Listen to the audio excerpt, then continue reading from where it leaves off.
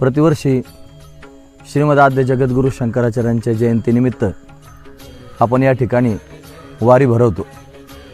परमपूजनीय आदरणीय प्रातस्मरणीय परमहंस परिव्राजकाचार्य ब्रह्मलीन स्वामीजींची अशी इच्छा होती की आपल्या महाराष्ट्रामध्ये जशी ज्ञानोबरायांची, तुकोबरायांची, नाथांची वारी भरते, सगळ्या संतांकरता वारी भरते, तसं आद्य जगद्गुरू श्रीमद शंकराचार्यांचं सुद्धा आपल्या वारकरी संप्रदायाकरता फार मोठं योगदान आहे। जरी वारकरी संप्रदायाची सुरुवात माऊली ज्ञानोबरायांपासून झाली असं सर्वजण म्हणत असतील, तरी ज्ञानोबरायांना जर आपण विचारलं तर ज्ञानोबराय म्हणतात, भाष्यकारा ते वाट पुसतो।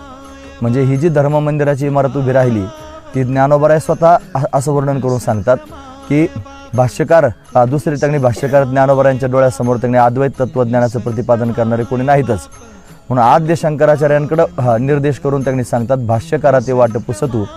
म्हणजे आदि शंकराचार्य महाराज आणि आपल्या वारकरी संप्रदायाला आणि त्यांनी विशेष असणारे योगदान म्हणजे अद्वैताची तत्वज्ञानाची बैठक अशा पद्धतीने दिलेली आहे। जगद्गुरू शंकराचार्य आणि हे 2500 वर्षापूर्वी धर्मप्रसार करण्याकरिता प्रत्यक्ष भगवान शंकरच अवतार धारण करून आले आणि द्वैत मताचा संहार करून अद्वैत मताची स्थापना आदि शंकराचार्यांनी 2500 वर्षापूर्वी केलेली आहे। पंढरपूर क्षेत्रामध्ये आणि पांडुरंगाचा महिमा सांगण्याकरिता त्यांनी आले। महायोगपीठे तटे भीमरथ्याम वरम पुंडरिकाय दातो मुनींद्रही असं त्यांनी पांडुरंगाष्टक ज्यांनी रचना करून सगळ्या जगाला दिलं आणि पांडुरंगाचा पंढरीचा महिमा सर्वांना सांगितला। ही पंढरी अनादी आहे आणि त्या पंढरीचं वैभव शंकराचार्यांनी सर्वांच्या समोर वर्णन करून सांगितलं। त्या शंकराचार्यांची सुद्धा वारी भरावी या उद्देशाने आपण गेल्या 4 वर्षांपासून अट्टहास त्यागणी करत आहोत। म्हणून तुकोबरायांसारखे महापुरुष म्हणतात, तुका करी प्रणिपात दंडवत आचार्या, म्हणून तुकोबरायासारख्याने दंडवत करावं। नाथांनी म्हणावं, आता वंदू आचार्य शंकरू जो ग्रंथार्थ विवेक चतुरू सांडोनी कर्मठेतीचा विचारू प्रबोध देणं करू प्रगटला।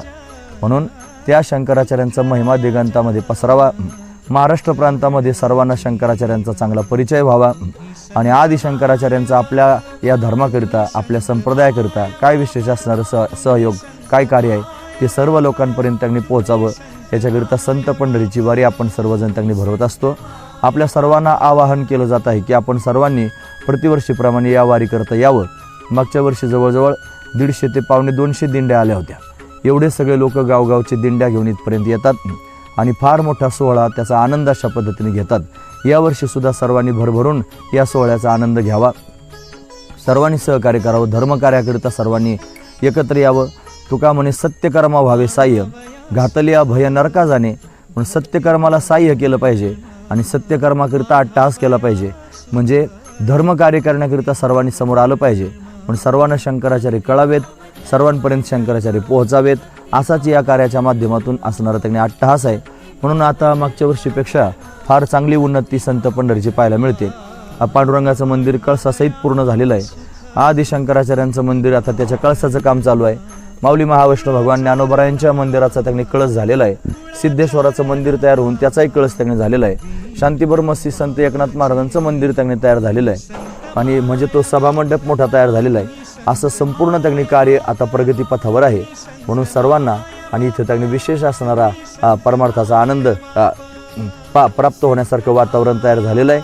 आपण सर्वांनी आपापल्या गावावरून दिंड्या घेऊन त्यांनी यावं आणि या सोहळ्यामध्ये अशा पद्धतीने सहभागी व्हावं।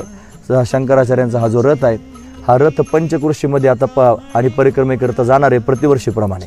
म्हणून संपूर्ण पंचकृषी परिक्रमा रथयात्रा आणि या माध्यमातून घडेल आणि जेवढी गावं त्या परिक्रमेच्या मार्गामध्ये येतात त्या सगळ्या गावांना आदि शंकराचार्य, माऊली महावैष्णव भगवान ज्ञानोबराय, जगद्गुरू श्री संत तुकोबराय या सर्व संतांचं दर्शन घरी बसून अशा पद्धतीने होणार आहे। पण या सगळे संत आता पंचकृषीमध्ये प्रदक्षिणा करून आणि या स्थानावर येऊन मग 3 दिवसांचा सोहळा अक्षय तृतीयेपासून तर वैशाख शुद्ध पंचमी म्हणजे शंकराचार्य जयंतीपर्यंत ते संपन्न होणार आहे आणि आपण सर्वांनी त्या सोहळ्यामध्ये त्यांनी सहभागी व्हावं असं त्यांनी सर्वांना आवाहन करतो।